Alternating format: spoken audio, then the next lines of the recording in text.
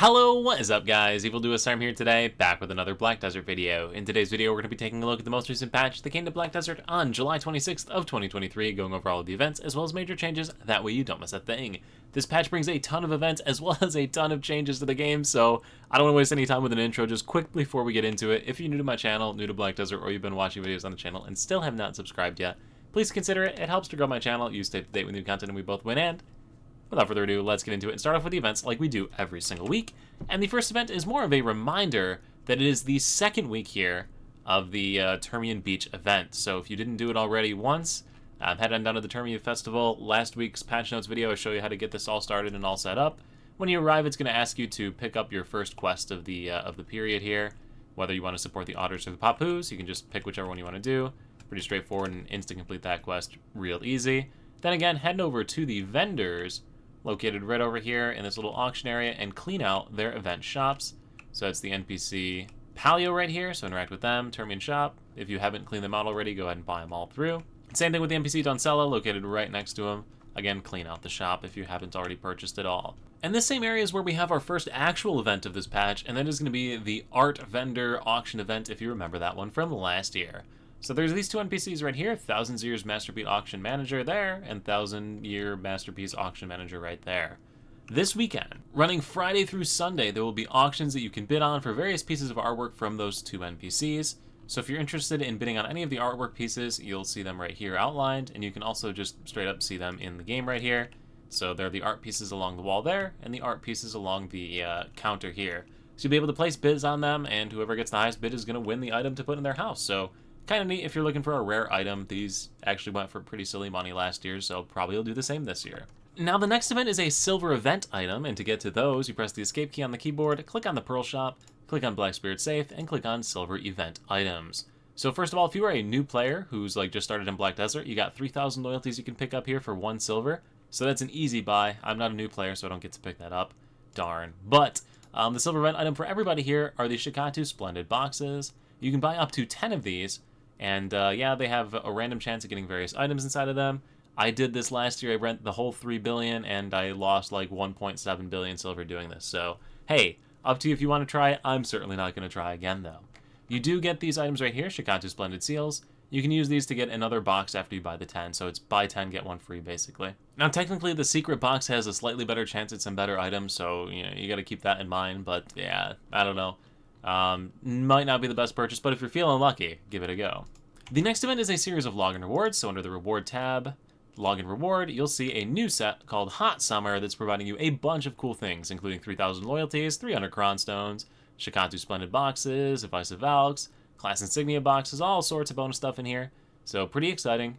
Nice stuff to pick up right there. Just again, log in for the next 2 weeks. The next event is in honor of the new Dehkia's Lantern item that is being added into the game. If you remember from the roadmap video that came out about a month ago at this point, the Dehkia's Lantern was one of the items on the list. It's finally releasing today.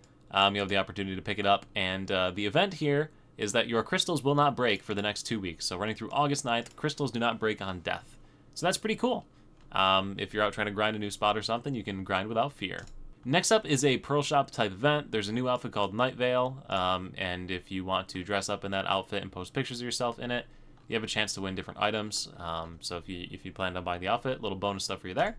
Now this next event is a bonus item for guilds, so if you're in a guild or if you're a guild leader or something, you'll want to take advantage of this one. Basically, G key on the keyboard, guild missions, completing these gives you these Old Moon Combat Seals. If you take 10 of them, so my guild's got tons of them in the storage here, but if you take 10 of them and head over to the Guild Supply Manager Duncan, located in Velia, so we're here in Velia, left side of the Velia city here, interact with them, click on the quest tab, there is an event special guild support, accept that quest, and for that one all you do is hit chat, hand over those seals, and that will complete the quest, giving you a guild registration for a Valencian elephant that you can redeem for your guild. You can then take this emblem over to the Guild Stable Keeper right here in Velia, interact with them, click on Guild Stable, hit OK, register a mount, click on the mount, and you need to register a name for it, but you can go ahead and confirm that, register it, and you can take it out, and yeah, I guess if you want to ride around on your elephant, then you knock yourself out. And then the final 2 events here are life skill themed, so if you hover over the EXP boost up in the top of your screen, you'll see that there's 50% life skill EXP pretty much across the board, except for trading, because we never get trading EXP boosts. So you got that right there going for you if you want to do any life skill leveling. And then specifically on the horse training side, there are a couple extra bonus events here. So the first one is that you can do Imperial Training Delivery invoices, and these can be redeemed for various items, so they show you some examples of those right there. Also, if you bring in tier 1 through 8 horses for Imperial Horse Delivery, you'll get double the Flowers of Oblivion in exchange. We then have the Warp event that comes through every once in a while, so for doing a couple of quests with them, you'll be able to exchange for some bonus stuff to upgrade your horses. And then finally, if you're going for a Forest Path Wagon to take part in the new trade system that was reworked, you'll get double the Marandia and Aura's elements that you need to go ahead and upgrade and get that Forest Path Wagon, so that's pretty nice, having the amount of time it takes to get those. But that's it for the events. Now let's get into the patch notes themselves, and this week's patch brings a ton of stuff, so we already went through all the events, and we then get into some class changes, a couple quality of life improvements for mounting for Guardians and Drakania. We then have a bunch of tweaks to the Ranger on the Succession side, so if you play Succession Ranger, looks to be some nice improvements across the board for you there. Musa Succession also got some nice improvements. I'm a big fan of those, obviously, because I'm a Musa main. But yeah, nice improvements to stamina consumption. Happy with those. Valkyrie got a bunch of changes here, so if you play Valkyrie, something to check out. Kunoichi got a few tweaks. Hashin got a bunch of changes as well. And then Wusa, Megu get a couple little notes right there, but nothing too crazy with them. Moving on to the content portion, the Black Shrine can now drop Dehkia Earring at the highest stages 6 to 7 up to Duo, so that's pretty cool. The new Florchestra instruments that were added a couple patches ago got some tweaks and changes to them. The Magnus quest line has been tweaked to make it a little easier still for people that are playing through it, so that's cool. This doesn't matter, nobody does that. Wild horses now respawn in 30 to 60 minutes as opposed to 2 to 3 hours, so nice improvement right there for those of you that are into horse training, taming, and all of that. Gold bars got their price reduced, nobody uses those, so who cares about that. Even Routes Null that you could use for your super high-tiered boats to make them go even faster has had its minimum requirements removed, so now you can just put it on your boat without having to meet those. Bartering gets a nice little buff, about 50% of total silver improvement on the level 5 goods if you're trying to sell them, as well as in the number of crow coins that you get from them. So more crow coins from those level 5s, as well as more money if you're just trying to cash in. Pretty nice little barter buff right there for you. Dehkia accessories have had their maximum price increased on the central market, so if you want to make some money, just, enhance a Dehkia accessory to pen. Like, that'll be easy. Don't worry about it. And then the Ring of Kadri Guardian also had its max price bumped up a little bit right there. Moving on a little bit further, we get into the Garmoth change. So Garmoth is now going to spawn 14 times per week, and you're going to have a series of weekly quests that you can accept from the NPC Kuko located near Ominous Altar in Garmoth's Nest. So the NPC right down in the Garmoth World Boss area will give you these quests. Garmoth you can clear up to 3 times per week. The weekly resets for it on Thursday, so you're going to have to wait until Thursday to restart it. But yeah, so starting Thursday, you'll be able to do Garmoth up to 3 times per week with 14 total spawns. The schedule is as outlined right here. So these are the NA times and then the EU times. So we'll leave them paused on there for each for a second here so you can see it. We see a lot more Garmoth spawns running it right down the middle right there. I guess it's a nice little bump if you are looking to pick up your Garmoth's Heart still. So it might be worth parking an alt there now because you can run it so many times with such much more easy access. Next up, we're going to get into the grinding stuff, and Ash Forest is the first thing on the list. So more mobs in this area to grind is essentially the TLDR right there. We then have the Dehkia's Lantern that we mentioned a few minutes ago, but this is the thing that lets you grind in one spot without having to move around, constantly respawns enemies. We talked about it about a month ago in the preview thing. This item can be picked up through a new questline that you can complete, and is applicable to certain monster zones. Those are Ash Forest and Olin's Valley right now. However, they intend to extend it to other zones, such as Thornwood Forest, Tunguska, and Cyclops Land, after those 2 regions are been out in the game for a little bit.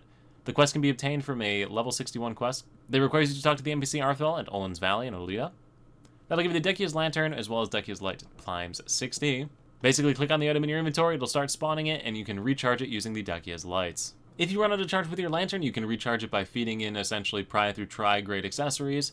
So it's going to cost you a lot of money to do it, so hopefully that income is worth it. And a new feature has been added in the Adventure Monster Zone Info tab to filter for Dehkia's Lantern Zone, specifically if you'd like to grind in those locations. Next up, similar to the patch we had about a week ago, we have buffs to Titium Valley, Desert Naga Temple, and Gahaz Bandit's Lair, essentially increasing the respawn rate of a bunch of these mobs, as well as some buffs to the drop rates for certain items.